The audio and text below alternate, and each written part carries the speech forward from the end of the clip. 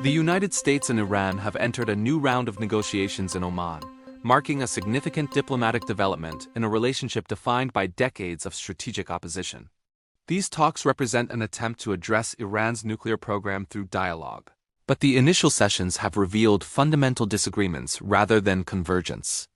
The significance lies not in immediate outcomes, but in what these negotiations reveal about the structural limits of diplomacy when core national interests are perceived to be in direct conflict. This analysis examines three key dimensions of the current US-Iran negotiations. First, we will review the confirmed facts about the talks and the positions stated by both parties. Second, we will contextualize these negotiations within the broader framework of nuclear diplomacy, sanctions policy, and regional security. Third, we will assess the implications of these talks for regional stability and explore the plausible scenarios that could emerge from this diplomatic engagement.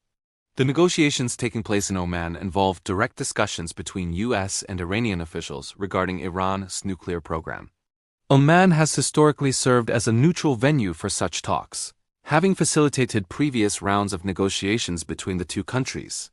The choice of Oman as a location reflects its unique position in the region. It maintains diplomatic relations with both the United States and Iran, has a track record of facilitating sensitive discussions, and offers a degree of discretion that allows negotiators to engage without immediate public scrutiny. According to official statements from both sides, the talks have not produced an agreement framework. The U.S. position, as articulated in public statements, includes demands related to Iran's nuclear infrastructure and enrichment capabilities. Iran's position, also reflected in official statements, emphasizes its right to peaceful nuclear technology under international law and resistance to what it characterizes as demands that exceed the scope of nuclear non-proliferation frameworks. Both parties have confirmed that the talks are ongoing, but neither has indicated that substantive progress toward a comprehensive agreement has been achieved. The factual record shows that previous agreements, including the Joint Comprehensive Plan of Action signed in 2015, have been subject to implementation disputes and subsequent withdrawal by the United States in 2018. Following that withdrawal, Iran gradually expanded its enrichment activities beyond the limits established in the 2015 agreement. These actions were characterized by Iran as responses to the U.S. breach of the agreement and by the U.S. as violations of non-proliferation commitments. The current negotiating environment is shaped by this history of mutual action and reaction. The current negotiations occur within a specific historical and strategic context that shapes the positions both parties bring to the table. US-Iran relations have been characterized by mutual distrust since the 1979 Iranian Revolution, which fundamentally altered the bilateral relationship from alliance to adversarial competition. Prior to the revolution, Iran under the Shah was a key U.S. ally in the region. But the establishment of the Islamic Republic created an ideological and strategic rupture that has persisted for over 4 decades. The nuclear issue emerged as a central point of contention in the early 2000s when international concerns about Iran's enrichment program intensified following revelations about undeclared facilities. The 2015 nuclear agreement, formerly known as the Joint Comprehensive Plan of Action, represented a temporary diplomatic resolution. That agreement involved Iran accepting limitations on its enrichment activities, reducing its stockpile of enriched uranium, modifying the Arak heavy water reactor, and accepting enhanced international inspections in exchange for sanctions relief. The agreement was negotiated between Iran and the P5+1 group, which included the United States, United Kingdom, France, Russia, China, and Germany. The agreement's collapse following the US withdrawal in 2018 and Iran's subsequent expansion of enrichment activities has created the present negotiating environment. The structural context includes several factors that constrain diplomatic options. First, U.S. concerns about proliferation risks in the Middle East extend beyond Iran alone and reflect broader regional security calculations involving multiple state actors. Second, Iran's insistence on sovereignty and technological development rights is grounded in its interpretation of international law, specifically the Nuclear Non-Proliferation Treaty, which recognizes the right of signatories to develop peaceful nuclear technology. Third, regional security dynamics involve multiple state and non-state actors whose interests intersect with, but are not, identical to those of the primary negotiating parties. Fourth, the broader competition for influence in the Middle East creates incentives and constraints that affect both U.S. and Iranian decision-making. These contextual elements shape the negotiating positions and constrain the range of outcomes both parties can accept domestically and strategically. The reported U.S. position calling for significant limitations on Iran's nuclear infrastructure represents more than a technical negotiating point. From a strategic perspective, this demand touches on fundamental questions of state sovereignty and technological capacity. The concept of zero nuclear capability or similarly extensive restrictions on enrichment infrastructure goes beyond the framework established in previous agreements. For Iran, maintaining nuclear infrastructure, even within non-weaponized parameters, is framed as a matter of national autonomy and resistance to external constraints on its scientific and industrial development. Iranian officials have consistently argued that their nuclear program is peaceful and that they have the right under international law to develop nuclear technology for energy production, medical applications, and scientific research. For the United States, the concern centers on breakout capability, which refers to the timeframe within which Iran could theoretically develop a weapons program if it chose to do so.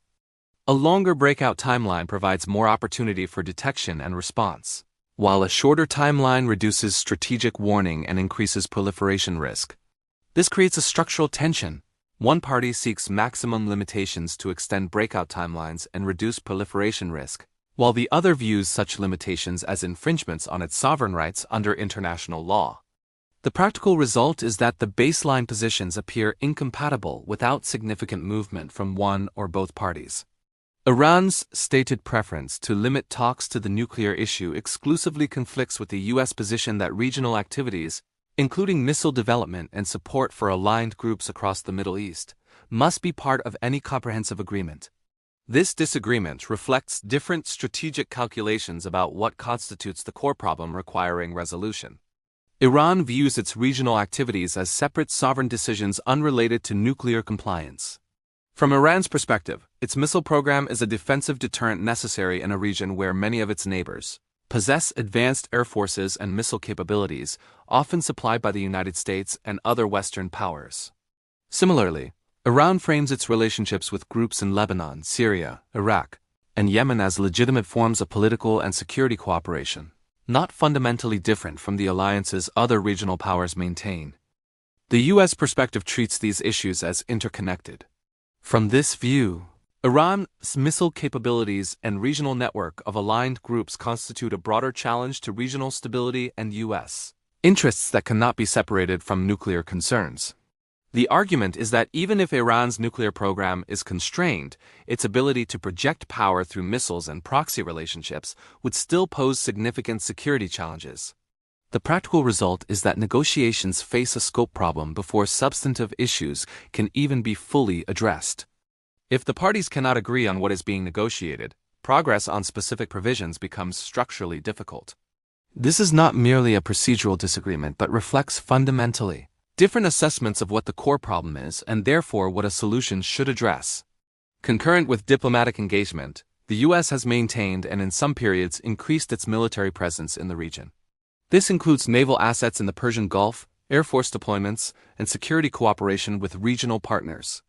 This dual-track approach of diplomacy and military readiness is intended to signal resolve and provide leverage in negotiations. The logic is that credible military options strengthen diplomatic hand by demonstrating that alternatives to agreement exist. However, this approach introduces risk that requires careful management. From Iran's perspective, military buildup during negotiations may be interpreted as preparation for coercion or conflict, rather than good faith engagement. This perception can make Iranian negotiators more rigid, as concessions made under perceived military threat may be politically difficult to justify domestically. From the U.S. perspective, military presence is a standard deterrence posture and a hedge against negotiation failure. It serves multiple purposes, reassuring regional allies of U.S. commitment, deterring Iranian actions that could complicate negotiations, and maintaining readiness should diplomacy fail. The key variable here is often overlooked. Perception management becomes as important as actual capability, because miscalculation of intent can undermine diplomatic processes even when both parties prefer negotiated outcomes over conflict. If either side misreads the other's military posture as preparation for imminent action rather than diplomatic leverage, it could trigger responses that make agreement more difficult or even spark unintended escalation. Previous negotiating experiences have created mutual distrust that shapes current talks in fundamental ways. The 2015 agreement's collapse, regardless of which party is assigned responsibility, has generated a credibility problem that both sides must now navigate.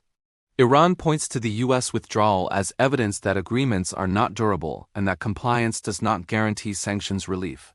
From Iran's perspective, it adhered to the agreement's terms as verified by international inspectors, yet still faced the re-imposition of sanctions when U.S. policy changed. This experience creates skepticism about the value of new commitments. The U.S. points to Iran's post-withdrawal enrichment expansion as evidence of problematic behavior. From the U.S. perspective, a responsible state would have maintained compliance with the agreement's terms even after U.S. withdrawal, given that other parties to the agreement remain committed. Iran's decision to exceed the agreement's limits is viewed as evidence that constraints will not be respected when they become inconvenient. This creates a structural impediment. Each party approaches new negotiations with the assumption that commitments may not be honored, which makes compromise more difficult. When trust is absent, verification mechanisms must be more intrusive, which raises sovereignty concerns, which in turn makes agreement harder to reach. This cycle of distrust feeding more stringent demands, feeding more resistance, is a recurring pattern in these negotiations. Both governments face internal political constraints that limit their negotiating flexibility in significant ways.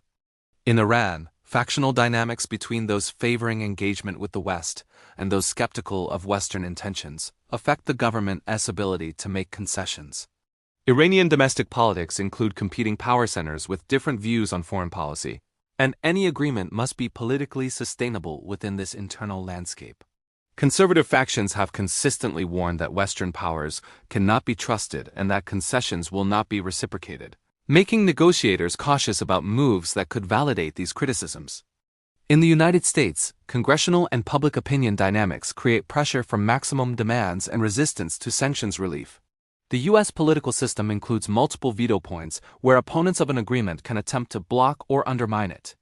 This was demonstrated when the 2015 agreement faced significant domestic opposition despite being an executive agreement rather than a treaty requiring Senate ratification. Any new agreement would face similar political scrutiny. Additionally, Iran has experienced periodic internal unrest related to economic conditions, which some analysis suggests could be connected to the sanctions regime's impact on living standards and employment. These protests create both pressure and opportunity. They may incentivize the government to seek sanctions relief through negotiation, or they may make the government more resistant to concessions that could be portrayed as capitulation to foreign pressure. The practical implication is that negotiators must satisfy not only the opposing party but also domestic constituencies, which narrows the zone of possible agreement. Concessions that might be acceptable from a purely strategic standpoint may be politically unsustainable domestically, and this constraint applies to both parties. This dynamic explains why negotiations often founder not on technical details but on political feasibility. Sanctions targeting Iran's financial system and oil exports have created significant economic strain over the past several years. These measures are designed to create pressure for policy change by raising the costs of current policies. Sanctions have restricted Iran's ability to sell oil on international markets, access the global financial system, and import certain technologies and goods. The economic impact has been substantial, affecting currency stability, employment, inflation, and government revenue. These measures are intended to incentivize negotiation by demonstrating that the economic costs of non-cooperation exceed the strategic value of maintaining current policies. However, sanctions also have structural effects on state institutions that create complex dynamics. Reduced revenue affects government capacity to maintain public services, security apparatus funding, and economic stability. The state's ability to provide employment, subsidies, and social welfare is constrained when its revenue base shrinks. The second-order effect is where it gets interesting. Severe economic pressure can either incentivize negotiation, or it can create conditions where the government calculates that compromise would be politically destabilizing. If accepting an agreement is perceived domestically as yielding to pressure, it may weaken the government's legitimacy and embolden opposition. This creates a non-linear relationship between pressure and diplomatic outcomes, where more pressure does not automatically produce more willingness to compromise. Additionally, sanctions can create adaptation mechanisms that reduce their long-term effectiveness. States subject to sustained sanctions develop alternative trading relationships, financial mechanisms, and economic structures that partially compensate for the loss of access to Western markets and financial systems. Iran has developed trade relationships with countries less concerned about U.S. sanctions, created domestic substitutes for imported goods, and established informal financial channels that circumvent formal banking systems.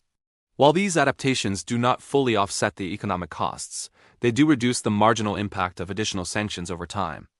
Given the structural factors outlined above, we can identify three plausible scenarios for how these negotiations could develop. The first scenario involves a limited interim agreement focused narrowly on nuclear verification measures in exchange for limited sanctions relief. This represents the most plausible near-term outcome given current constraints. Conditions required for this scenario include both parties accepting that a comprehensive deal is not currently achievable and that an interim arrangement serves mutual interests in preventing escalation. Early indicators would include technical working groups being established to discuss verification protocols, international inspectors gaining access to declared facilities under agreed terms, and limited economic measures being implemented such as partial relief on certain sanctions categories or limited oil sale authorizations. The implications of this scenario would be regional stability without resolution of underlying strategic competition. U.S. military presence would continue at current or slightly reduced levels. The diplomatic process would remain active but constrained. Economic pressure on Iran would ease but not end. The arrangement would be fragile and could be disrupted by external events such as regional incidents involving U.S. or Iranian forces, domestic political changes in either country, or actions by third parties opposed to any U.S.-Iran accommodation. This scenario does not resolve the fundamental issues but creates a framework for managing them without immediate crisis. The second scenario involves the failure of talks without any interim framework, leading to increased tensions. This scenario becomes more likely if domestic political constraints prevent compromise, if external events undermine the negotiating environment, or if one or both parties conclude that the costs of continued negotiation exceed potential benefits. Conditions required include a breakdown in communication between negotiating teams, public statements by leadership in either country declaring the process futile, or triggering events such as regional military incidents or domestic political developments that make continued engagement politically untenable. Early indicators of this scenario would include the withdrawal of negotiating teams from Oman, public statements abandoning diplomatic frameworks and emphasizing other options, increased military activity in the region such as additional U.S. deployments or Iranian military exercises, tightening of sanctions by the U.S. or expansion of enrichment activities by Iran, and inflammatory rhetoric from officials on both sides. The implications would be heightened risk of miscalculation in the Gulf region where U.S. and Iranian forces operate in close proximity. The potential for direct or proxy confrontations would increase. Regional instability affecting energy markets and trade routes would create economic spillover effects. Pressure on U.S. regional allies to choose sides more explicitly would intensify. This scenario does not assume deliberate conflict, but recognizes that the absence of diplomatic guardrails increases the probability of incidents escalating beyond initial intentions. The third scenario involves a comprehensive agreement addressing nuclear, missile, and regional issues with corresponding sanctions relief and security assurances. This represents the least probable scenario under current conditions, but remains structurally possible if circumstances change significantly. Conditions required include significant political will on both sides to accept mutual concessions that would face domestic criticism, external pressure, or incentives from regional and international actors sufficient to overcome internal resistance, and a change in the strategic calculus of one or both parties regarding the costs and benefits of continued confrontation versus accommodation. Early indicators would include expanded negotiating scope beyond nuclear issues to include missiles and regional security involvement of regional states in discussions, either directly or through parallel diplomatic tracks. Public statements from leadership emphasizing the necessity of compromise rather than maximum demands, and technical progress on verification mechanisms that address concerns of both parties. The implications would be substantial reduction in regional tensions, as the primary adversarial relationship moderating. Economic reintegration of Iran into global markets would affect energy supply dynamics and create new trade relationships. Shifts in regional alliance patterns would occur as states adjust to reduced US-Iran confrontation. U.S. military footprint in the region would likely decrease over time as the rationale for large deployments diminishes. However, this scenario depends on conditions that are not currently evident in the confirmed facts available, making it a possibility to monitor rather than a probable near-term outcome. The U.S.-Iran negotiations in Oman represent a diplomatic engagement occurring within significant structural constraints. The confirmed facts show that talks are ongoing but have not produced agreement on fundamental issues, including the scope of negotiations, the extent of nuclear limitations, the relationship between sanctions relief and compliance measures, and the connection between nuclear issues and broader regional security concerns. The analysis reveals that these difficulties reflect deeper strategic contradictions. The tension between sovereignty and security concerns creates incompatible starting positions on what restrictions are acceptable. Trust deficits from past experiences make both parties skeptical of commitments and demanding of verification. Domestic political pressures in both countries limit the concessions negotiators can make without facing internal opposition. The challenge of using economic pressure as a negotiating tool creates complex dynamics where more pressure does not automatically produce more compromise. Three plausible scenarios exist, ranging from limited interim arrangements that manage tensions without resolving core issues, to negotiation failure that increases regional instability risks, to a comprehensive agreement that would require conditions not currently evident. What remains uncertain is whether the diplomatic process can overcome these structural obstacles or whether it will give way to renewed confrontation. The outcome depends on factors still evolving, including the willingness of both parties to accept partial outcomes rather than holding out for maximum demands, the influence of domestic political constraints on negotiating flexibility, the actions of regional and international actors whose interests intersect with this bilateral negotiation, and the broader regional security environment, including incidents or developments that could either facilitate or derail diplomatic progress. The outcome of these negotiations will depend on factors that are still evolving and cannot be predicted with certainty. The willingness of both parties to accept partial outcomes rather than comprehensive solutions will be tested. The influence of domestic political constraints will shape what compromises are politically feasible.